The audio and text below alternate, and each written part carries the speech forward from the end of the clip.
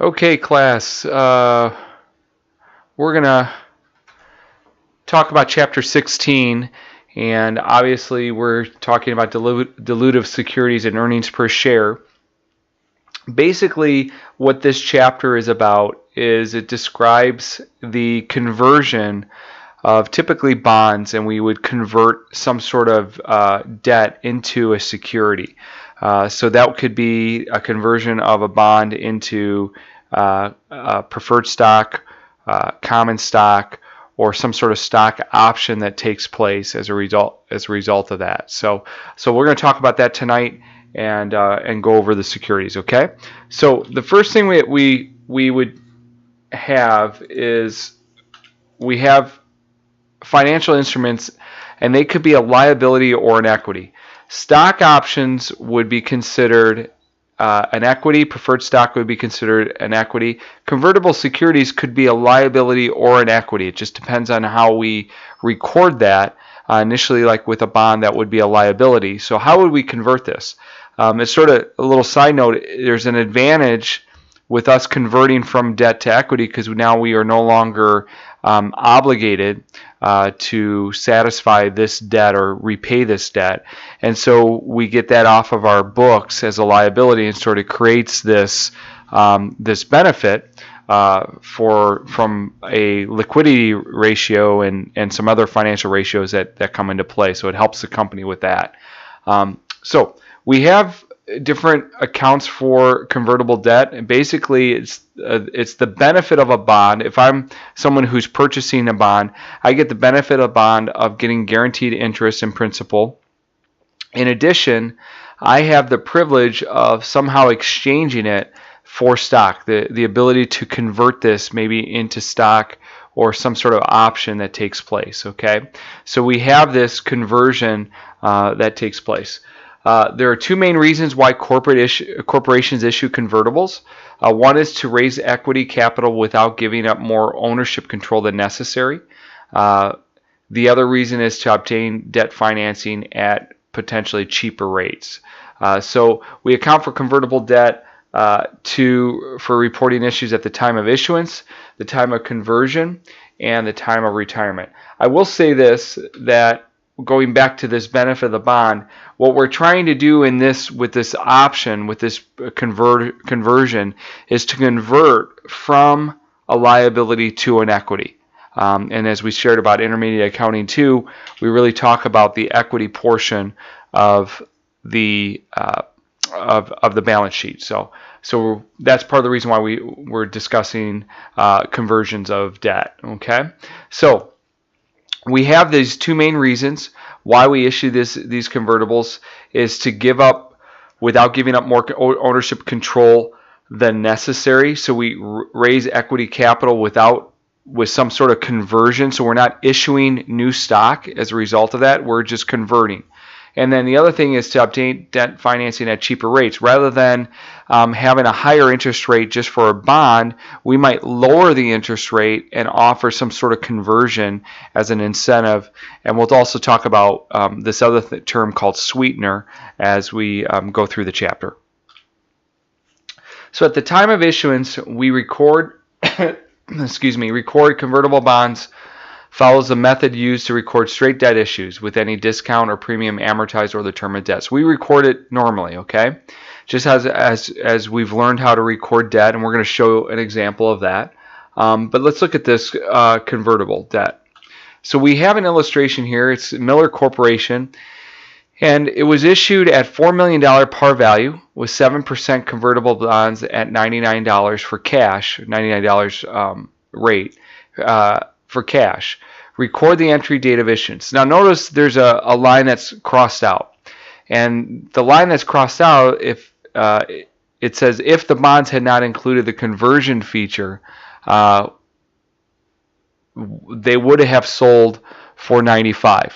Well, here's the thing about this illustration right here. That sentence, that line, is really meant to confuse you. So the whole idea is that if you understand the problem and you understand what's going on, then you'll recognize where a line comes in just to try to confuse you. If the bonds had not included the conversion feature, well, what do I care about that? I'm more interested about recording the bond at the value, at the face value, and also at some whatever I need to record as per GAAP, as per what I want to put on the books. Okay, so that's why we just disregard that. But I wanted to show you that sometimes you'll see lines in there that are meant to confuse you, and that's where understanding the problem will help you alleviate that issue. Okay, so we have an issue price, and we know that the issue price is $4 million. And it was received at 99 or to 99% of the par value. So the actual cash that we received is 3.96 million, okay? So we determine that based off of the issue price. Well, we know that if that's the cash that we receive, then obviously 3.96 million should be a recording of our cash. And cash is on the balance sheet, and it is a debit side. So we're going to record the cash on the debit side. So that's a given, 3.96 million. The other thing that's giving is our payable. Our payable is always issued at face value. So the face value of the bond is going to be $4 million, okay? So if we have a $4 million bond payable, now that becomes a liability, okay? Our cash is 3.96 million. The difference is some sort of a discount. How we know it's a discount is because we received less cash than the value. So we had to discount the bond to do it. So in other words, our liability is higher than the cash received. Anytime the liability is higher than cash received, we have a discount. Anytime the liability is lower than cash received, we received a premium, or we got a premium, or the purchaser had to pay a premium for it. Okay, so that's how we can record that. The other way to know it is discount is a debit. Discount, D for debit. So then you record that. Okay, a premium would not be, they'll start with the letter D, and so you'd have to credit that. Okay, and that's how sort of I remember it, is D for discount, D for debit. Okay. All right, so that's our plug, is the $40,000. At the time of conversion, we use the book value method when converting the bonds, okay? When the debt holder converts the debt to equity, the issuing company recognizes no gain or loss upon the conversion, okay? So if I retire the bonds, okay, so if I take these bonds and now I use this term we call retire, which retire means I'm getting rid of them completely.